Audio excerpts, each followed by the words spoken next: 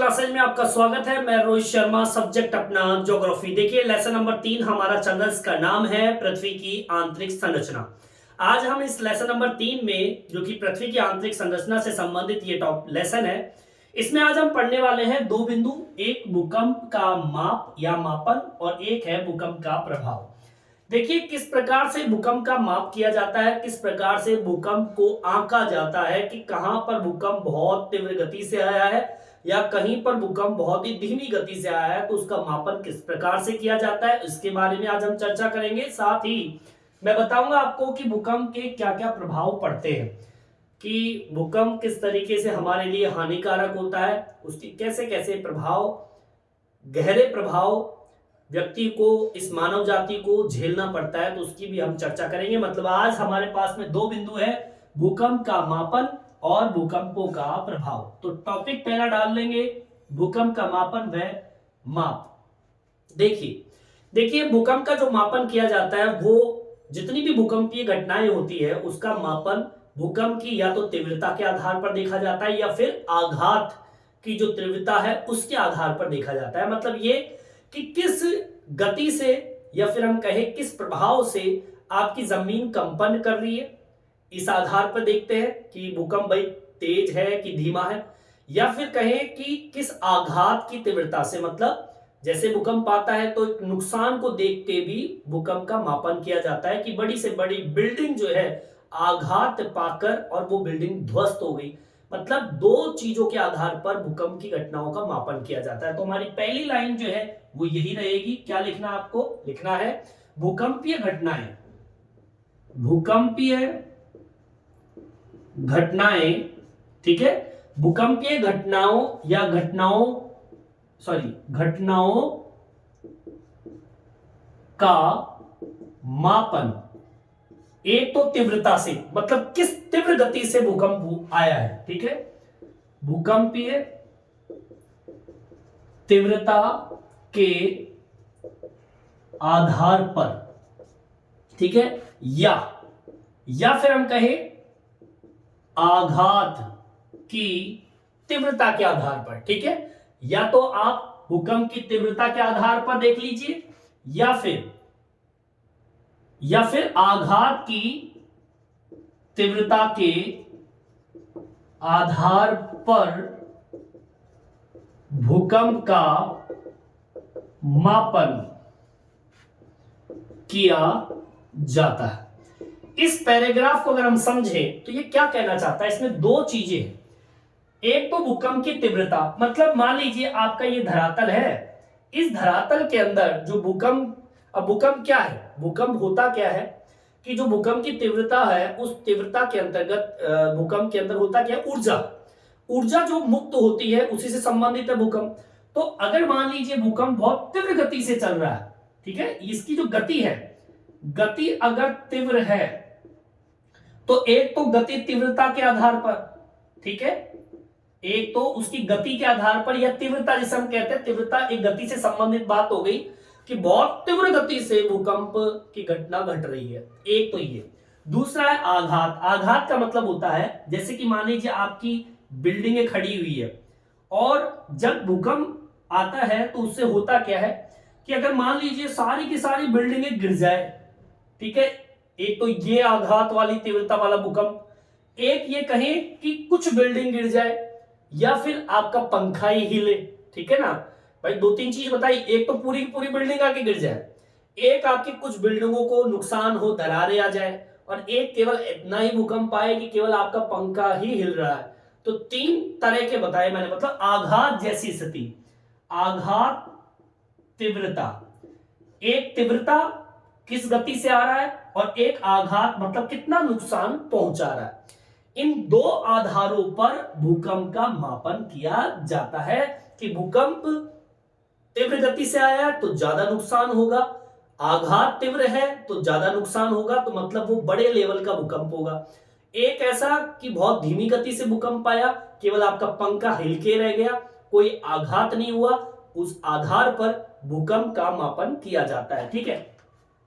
अब आप ये पूछोगे कि भाई इसको किस तरीके से, एक तरीके से मापने के आधार पर कैसे देखते हैं इसको, जैसे कि मान लीजिए आपने किलोमीटर को किसमें, मान लीजिए आपको दूरी को नापना है तो किलोमीटर, तो उसके अंदर फीते का उपयोग होता है, ठीक है।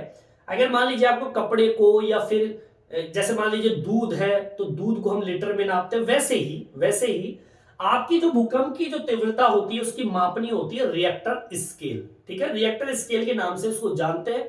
यह रिएक्टर स्केल बताता है कि भूकंप की जो तीव्रता है उस भूकंप के दौरान कितनी ऊर्जा मुक्त हुई है और उसने कितना कंपन पैदा किया है, वो रिएक्टर स्केल। यही रिएक्टर स्केल जो अब आपसे पूछ लिया जाए कि भूकंप की तीव्रता को किसके माध्यम से नापा जाता है, तो वो रिएक्टर स्केल के नाम से जाना जाता है। मैं आपको बताऊंगा एक छोटे से डायग्राम के माध्यम से। तो आपको अगली लाइन आपको क्या लिखनी है, आपको ये इस पैराग्राफ से तो पता चल गया कि भूकंपीय घटनाओं का मापन जो होता है, किसी भी चीज का मापन आप करते हो तो भूकंप की, आपके भूकंप का मापन करते हो तो भूकंप की तीव्रता को देखना होता है या फिर आघात की तीव्रता को देखना होता है, ठीक है। किसके माध्यम से, रिएक्टर स्केल के नाम से, है ना। तो इसके अंदर दूसरी लाइन अपन लिखेंगे भूकंपीय, ठीक है। भूकंपीय तीव्रता की मापनी किस नाम से जानते हैं, रिएक्टर स्केल के नाम से जानते हैं। मतलब जो आप भूकंप की तीव्रता को मापते हो तो वो किस नाम से जानी जाती है, रिएक्टर स्केल के नाम से जानी जाती है, ठीक है। और इसकी तीव्रता ऊर्जा से मुक्त से संबंधित है। मतलब जो भूकंप की तीव्रता है, भूकंपीय तीव्रता क्या है, ये तीव्रता क्या है, ये है भूकंप के दौरान ऊर्जा का मुक्त होने से संबंधित है। भाई भूकंप है क्या, एक्चुअली भूकंप है जमीन से जो ऊर्जा निकलती है, और तीव्र गति से ऊर्जा जब निकलती है तो वो जमीन को हिला देती है और उसके हिलने से ही आपके भूकंप पैदा हो जाता है। तो यहां पर तीन चीज मैंने आपको बताई। पहली चीज बताई कि भूकंप की घटनाओं को मापते हैं, एक तो भूकंप की तीव्रता से, भाई किस तीव्र गति से आ रहा है और कितना आघात पहुंचा रहा है, बिल्डिंगों को, जमीन को, जनधन को, किसको, एक इस आधार पर भूकंप का मापन किया जाता है, पहली चीज। दूसरा, भूकंप की तीव्रता की जो मापनी होती है उस मापनी को हम किसके नाम से जानते हैं, रिएक्टर स्केल के नाम से जानते हैं। तीसरा बताया मैंने, भूकंपीय तीव्रता भूकंप के दौरान ऊर्जा का मुक्त होने से संबंधित है। मतलब भूकंप आना या भूकंप की तीव्रता ऊर्जा के मुक्त होने को ही कहते हैं भूकंप। आगे बात समझे। अच्छा, अब मैंने आपको ये रिएक्टर स्केल के बारे में बताया। इस रिएक्टर स्केल के अंदर होता क्या है, एक 0 से लेके 10 तक का पैमाना होता है। मतलब इस मापनी के अनुसार भूकंप की जो तीव्रता होती है वो 0 से लेकर 10 तक की होती है। अब इसको किस तरीके समझेंगे मैं आपको बताऊंगा। इसको केवल आप लिख लीजिए कैसे, इस मापनी के अनुसार, किस मापनी के अनुसार लिखा हुआ है, भूकंप तीव्रता की मापनी रिएक्टर स्केल। मतलब इस स्केल की बात कर रहा हूं मैं। ये स्केल कैसा, आपने कई बार YouTube पर या फिर आप किसी डायग्राम पर, आप इस डायग्राम को जरूर देखते होंगे, किसी मूवी में भी आपने देखा होगा, कई हॉलीवुड मूवियों के अंदर इसका उपयोग भी करते हैं। मैं आपको बताऊंगा किस तरह का, आपके समझ में आ जाएगा जैसे डायग्राम बनाऊंगा। देखिए, इस मापनी के अनुसार भूकंप की तीव्रता 0 से 10 तक होती है। मतलब इस स्केल के अंदर कितना पैमाना होता है, 0 से 10। अब देखो कैसे, या तो आप इस तरीके से देख लीजिए, पैमाना होता है इस तरीके से और यहां पर नंबर्स लिखे होते हैं जैसे कि 0, ये वो स्केल है 0 से 10।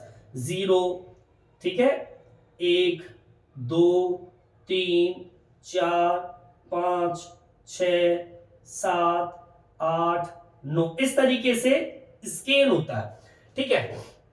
अब इसमें क्या होता है, जैसे कि मान लीजिए भूकंप जो है बहुत ही धीमी गति से आ रहा है, तो उसमें होता क्या है, एक तरीके से मैं कहूं कि एक पेपर के ऊपर एक स्कैनर जिसे हम बोलते हैं, या फिर हम कहें कि इस तरीके से आपने कई बार देखा होगा, जब आप व्यक्ति बीमार होता है तो उसकी एक मशीन होती है जिसमें सांस लेता है वो, और उस तरीके से आपने मूवियों में भी देखा होगा, इस तरीके से हिलती हुई लाइन दिखाई देती है आपको, ठीक है ना, ऐसी चीज। तो इसमें होता क्या है कि जैसे कि मान लीजिए आपकी जो मापनी है, मान लीजिए 0 1 2 3 4, अब मान लीजिए आपकी एक लोहे की इसमें एक पिन टाइप की होती है इस तरीके से, और यहाँ नीचे पेपर लगा होता है और वो इस तरीके से चलती है, ठीक है। अभी मानो 0 से 1 के बीच में चल रही है, ठीक है, 0 से 1 के बीच, मतलब आपकी तीव्रता बहुत धीमी है। फिर मान लीजिए कि मान लो बहुत तेज गति से चल रही है तो ये थोड़ा ऊंचा हो जाता है इस तरीके से, ठीक है, इस तरीके से ऊंचा हो जाता है इस तरीके से। तो मतलब स्केल कहां पहुंच गया, 3 तक पहुंच गया। मान लीजिए और जबरदस्त भूकंप आ गया, सपोज कीजिए बहुत तीव्र गति से भूकंप आ गया, तो जो लोहे की जो पिन होती है इस तरीके से वो हिलती हिलती कागज के ऊपर अचानक से पिन को ऊपर तक ले जाएगी, मतलब कागज के ऊपर ड्राइंग करती हुई चलती है इस तरीके से। एक पेपर होता है, इस तरीके से पेपर होता है, इस पेपर के ऊपर वो ड्राइंग करती हुई चलती है, और ये ड्राइंग करती हुई चलते चलते अचानक से मान लीजिए वो जो बनाने वाली ड्राइंग ऊपर तक इसको ले गई और नीचे तक आ गई इस तरीके से, तो मतलब 8 तक चली गई। 8 तक का मतलब हो गया भयंकर तरीके से भूकंप आना। कुल मिला के बात ये एक तरीके से ये रिएक्टर स्केल होता है। इस स्केल के अंदर 0 से 10 तक का एक पैमाना होता है, और ये जो आपको स्कैन, ये जो आपकी जो लाइन इस तरीके से चलती है, अगर ये लाइन आपकी जो ड्राइंग करती हुई चल रही है 0, 1, 2, 3 तक रहती है तो नॉर्मल भूकंप माना जाता है, हल्के झटके। लेकिन अगर ये हिलती हिलती इस तरीके से ऊपर तक चली गई और ये मान लीजिए 8 तक टच कर गई, 7 तक कर गई, 6 तक कर गई, 5 तक कर गई, तो मतलब वो एक विनाशकारी भूकंप के अंतर्गत बदल जाता है। आगे बात समझ में, तो ये इस तरीके से रिएक्टर स्केल होता है जिसमें 0 से 10 तक का पैमाना होता है, और उसी के आधार पर ये बताता है आपको कि भाई भूकंप किस लेवल का है। अगर 0, 1, 2, 3, 4 तक रहता है तो डाउन लेवल पर होता है, भूकंप बहुत ही धीमा होता है। लेकिन 5, 6, 7, 8 तक पहुंच गया तो वो भयानक स्थिति हो जाती है। 8 तक हिमालय पर्वत यहाँ पर भूकंप आते हैं, पर 8 से ऊपर तो कभी आया नहीं, पर यह 8 तक आया हुआ है, ठीक है ना। और अगर आप भगवान जाए 8 तक तो आए भी नहीं, क्योंकि उस स्थिति के अंदर विनाशक जैसी स्थिति पैदा हो जाती है, ठीक है। तो यहां तक आपके समझ में आ गया होगा। कुल मिला के बात ये मैं आपको समझा दिया। आप चाहो तो इस चीज को आप गूगल पे सर्च करके देखना, यूट्यूब पर कहीं पर देख लेना, आपको रिएक्टर स्केल जैसी ऐसी ड्राइंग आपको दिखाई देगी, ठीक है।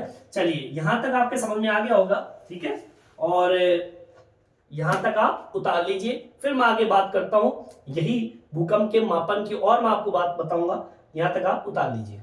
देखिए अभी मैंने आपको बताया कि भूकंप की तीव्रता की मापनी जो होती है वो रिएक्टर स्केल के नाम से जानी जाती है। लेकिन आपको मैं एक बात और बताऊंगा जो कि आपके एक छोटा सा न्यू टाइप का क्वेश्चन भी बनता है कि आघात की तीव्रता और गहनता जो होती है, इंटेंसिटी जो स्केल होता है, उसको इटली के जो भूकंप वैज्ञानिक है मरकैली के नाम से भी जाना जाता है। जैसे रिएक्टर स्केल के नाम से जानते हैं ना, वैसे ही आघात की जो तीव्रता है, दो चीज बताई थी मैंने आपको, एक तो भूकंप की तीव्रता और एक आघात की तीव्रता, दो बिंदु बताए, उसके आधार पर भूकंप का मापन होता है। यहां पर एक छोटा सा न्यू टाइप का क्वेश्चन बनता है कि आघात की जो तीव्रता होती है उसको मरकैली के नाम से भी जानते हैं, जैसे कि रिएक्टर स्केल के नाम से भूकंप की तीव्रता को जानते हैं।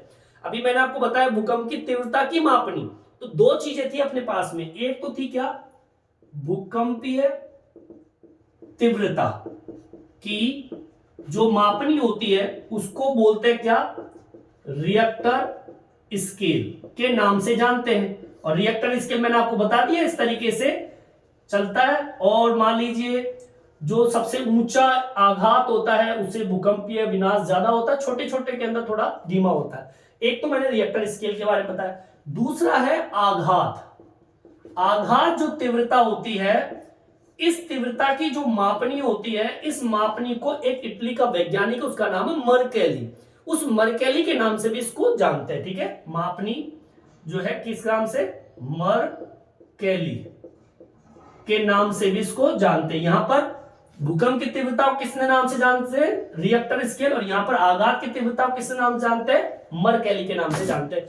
इस लाइन को आपको किस तरीके से लिखना है सुन लीजिए, इसको लिखना है आघात की तीव्रता या फिर कहे गहनता, गहनता का मतलब होता है बहुत जबरदस्त तरीके से भूकंप आना, ठीक है, को इटली के वैज्ञानिक, क्या नाम बताया मैंने आपको, वैज्ञानिक है मरकैली, मरकैली के नाम से जानते हैं, ठीक है। यहां पे भूकंप की तीव्रता को किस नाम जानते हैं, रिएक्टर स्केल, और यहां पर आघात की तीव्रता को किस नाम से जानते हैं, मरकैली के नाम से इसको जानते हैं। तो यहां पे एक छोटा सा न्यू टाइप का क्वेश्चन आपके सामने बनता है। लेकिन आपको मैं एक बात बताना चाहता हूं कि यहां पर जो भूकंप की तीव्रता की मापनी है, इसका स्केल तो कितना बताया मैंने, 0 से 10। कितनी मापनी है इसके अंदर, 0 से 10। ये भी एक न्यू टाइप का क्वेश्चन है। और यहां पर जो मरकेली है, ठीक है ना, यहां जो झटका लगता है उससे जो प्रत्यक्ष हानि को निर्धारित करने की जो मापनी होती है, गहनता होती है, वो 1 से लेकर 12 तक होती है। ध्यान रखना इस चीज को, ठीक है। तो यहां पर आपको लिखना है, क्या लिखना है यहां पे, कि इसकी मापनी के अनुसार, या लिखेंगे इसकी मापनी के अनुसार, यहां पर जो मापनी दी गई है वो भूकंप या फिर आघात तीव्रता का मापनी 1 से 12, कितना है यहां पर, 1 से 12 तक होती है। मतलब जो डायग्राम मैंने आपको यहां बना के बताया था इस जगह, जैसे कि यहां पे 0 बताया था मैंने यहां पे भूकंप की तीव्रता के अंदर, तो यहां पर 0 ना होकर 1 2 3 4 5 6 7 8 9 10 11 और 12 तक रहती है यहां पर, जबकि भूकंप की तीव्रता में 0 से 10 तक की होती है। मतलब ये कि जब आप भूकंप की तीव्रता की मापनी रिएक्टर स्केल से करते हो तो 0 से लेकर 10 तक की के अंतर्गत आपकी इस तरीके के डायग्राम को दर्शाना होता है, ठीक है। ये तो आपके किससे हो गया, ये 12 तक है, तो ये तो आघात की तीव्रता को प्रकट कर रहा है। और एक आपका है कितना, 0 से लेकर 10 तक का, ये आपकी भूकंपीय तीव्रता को प्रदर्शित करता है, जो कि ये तो हो गया रिएक्टर स्केल के नाम से जाना जाता है, और ये है मरकेली के नाम से जाना जाता है। बोलो क्लियर, समझ में आई बात। ये दो तरह की मापनी आपके सामने बता दी मैंने, एक बार मैं फिर से रिपीट कर रहा हूं, ध्यान से सुनना। भूकंपीय घटनाओं का जो मापन होता है वो भूकंप की तीव्रता के आधार पर या फिर आघात की तीव्रता के आधार पर। भूकंपीय तीव्रता की मापनी को रिएक्टर स्केल के नाम से जानते हैं, जिसके अंतर्गत 0 से लेकर 10 तक का पैमाना होता है। यहां पर आघात तीव्रता की जो मापनी होती है वो इटली के वैज्ञानिक मरकेली के नाम से रखा गया है, जिसका स्केल जो होता है वो 1 से लेकर 12 तक होता है। बस अब स्केल कैसे चलता है जो मैंने आपको बता ही दिया, इस तरीके से चलता है, और बस इस तरीके से चलता है। बस ये ध्यान रखना कि जो आपके रिएक्टर स्केल होता है वो 0 से लेकर 10 तक होता है, और जो आपका मरकेली वाला होता है वो 1 से लेकर 12 तक होता है। पर ये याद रखना कि 0 से लेकर 4 तक तो कोई घातक स्थिति नहीं होती है, लेकिन जैसे ही 5 6 7 8 9 फिर ऊपर बढ़ते जाते हैं तो भैया विनाश की स्थिति पैदा होती चली जाती है। जितना ऊंचे अंक पर रिएक्टर स्केल जाएगा, जो एक लोहे का एक तरीके से पॉइंट होता है जिसमें स्केल स्याही होती है, और फिर वो इस तरीके से हिलती रहती है, वो चलती रहती है, और कागज के ऊपर इस तरह के निशान बनाती रहती है। जो जितना ऊंचा जाता है भूकंप की तीव्रता उतनी तेज होती है, मतलब जितनी तीव्र गति से आएगा स्केल जो है वो बड़ा पावर टाइप का स्केल बनाएगा, इस तरीके से ऊंचा ऊंचा स्केल बनाए, और जितना छोटा आएगा वो छोटी रेखाओं के अंदर प्रदर्शित करेगा, ठीक है। ये तो हो गई आपके भूकंप का मापन कैसे करते हैं, ठीक है। अब बात करते हैं भूकंप का प्रभाव, ठीक है। यहां तक आपको समझ में आ गया होगा, यहां तक आप उतार लीजिए। देखिए आगे की ओर बढ़ते हैं, टॉपिक डाल दिया मैंने भूकंप का प्रभाव। आप जानते हैं भूकंप जब आता है तो क्या क्या होता है, सब जानते हैं। एक तो ये एक प्राकृतिक घटना है, प्राकृतिक आपदा है। कौन, भूकंप। भूकंप एक प्राकृतिक आपदा है जो कि एक तरीके से, हालांकि मैंने आपको एक बिंदु और बताया था कि प्राकृतिक के साथ में कृत्रिम भी माना जाता है, पर कृत्रिम जो भूकंप होता है इतना घातक नहीं होता है। मानव के द्वारा जब धरती हिलती है तो उसको कृत्रिम भूकंप कहते हैं, और प्रकृति के द्वारा अगर धरती हिलती है तो उसको प्राकृतिक आपदा या भूकंप कहते हैं। अब आपके भूकंप का प्रभाव की बात करें कि जब भूकंप आता है तो स्थिति क्या होती है, सबसे पहली स्थिति तो होती है भैया भूमि का हिलना, ठीक है। सबसे पहला काम तो जमीन तो हिलती है, ठीक है। जब जमीन हिलेगी तो पहला प्रभाव हो गया जमीन हिल गई। सेकंड नंबर पे आता है धरातल। जो धरातल है, ये धरातल में विसंगति पैदा हो जाती है। विसंगति का मतलब होता है अस्त व्यस्त होना, ठीक है। अस्त व्यस्त का मतलब होता है जमीन कोई ऊंची हो जाती है, कोई नीची हो जाती है, ऐसी स्थिति विसंगति की पैदा होती है, ठीक है, ठीक है। तीसरे नंबर के अंदर होता क्या है, जैसे जमीन अस्त व्यस्त होती है तो जमीन टूट जाती है, जिसको हम बोलते हैं भूस्खलन।